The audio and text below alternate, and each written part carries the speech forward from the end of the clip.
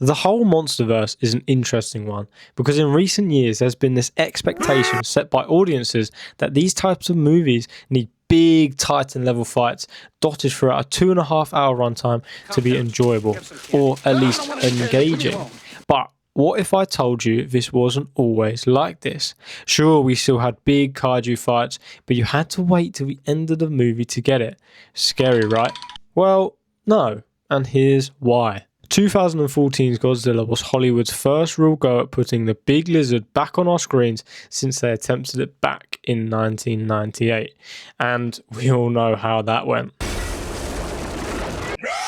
This new adaptation had Gareth Edwards at the helm, who has since gone on to direct the likes of Rogue One, A Star Wars Story, The Creator, and the newest Jurassic World Rebirth, all in which have done pretty well. And when we look back at Godzilla, we can see that it was well received by both critics and audiences. However, everyone seemed to say the same thing. Where the hell is Godzilla? I mean, seriously, where is he? Can you see him? I can't. Oh, there he is. How long into the movie? With a runtime of 123 minutes, Godzilla only appears on screen for approximately 8 to 10 minutes, which, considering he's the main reason people come to watch the movie titled Godzilla, this is incredibly low. Or is it?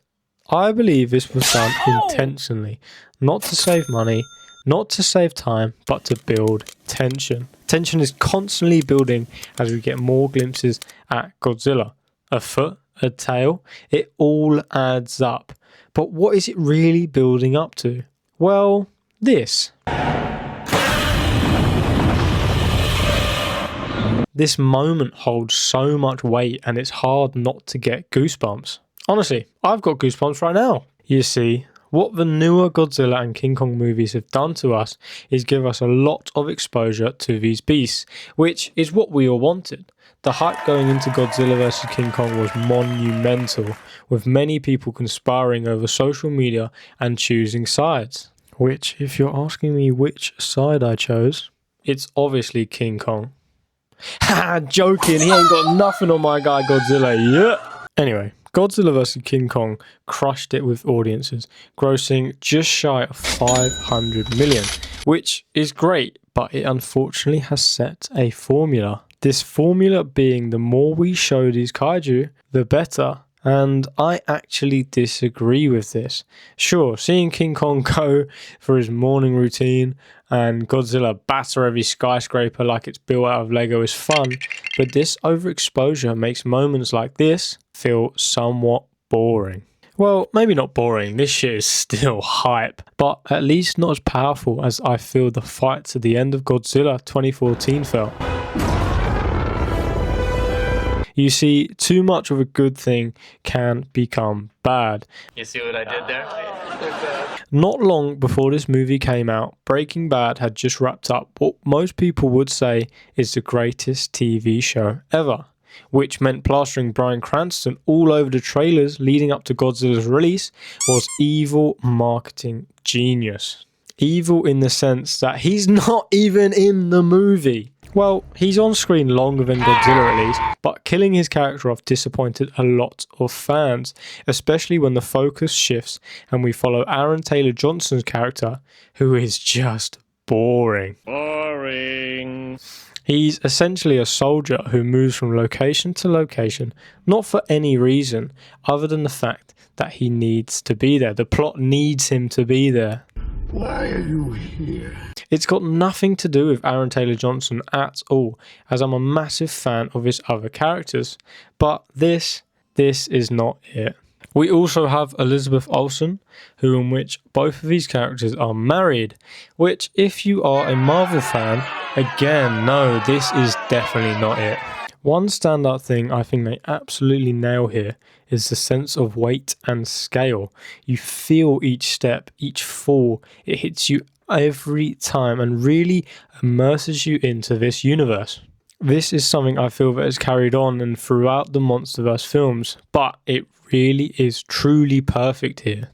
I don't think this gets appreciated enough because it can completely change how an audience perceives a film. There's a great video by Chris Impact explaining this in great detail. I'll overlay it on screen now. He explains the difference between the two Pacific Rim films, with weight being a big part into why some people don't even acknowledge that there's a sequel to Pacific Rim in the first place. I mean, seriously, look, I see these jokes everywhere. No one likes that film. We also get a lot of perspective shots, whether that's through the window of a school bus or through the window of an office building.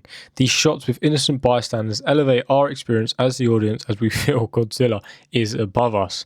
Like that "oh shit" feeling. And his design, wow, it feels like the artist went for a more modernized classic, not some hunchback dinosaur. Oh my god, what is that? Oh my god, what is that? A disproportionate scaly tank with his movements matching his build. He genuinely looks like he's constantly fighting with gravity to perform some of the movements he does in the film. As a combined package, it truly sells it here, and I'm buying it all up. There's a reason why his design hasn't changed much since 2014, because I think they get it absolutely spot on here. And finally, I want to point out that by all means, this film isn't perfect.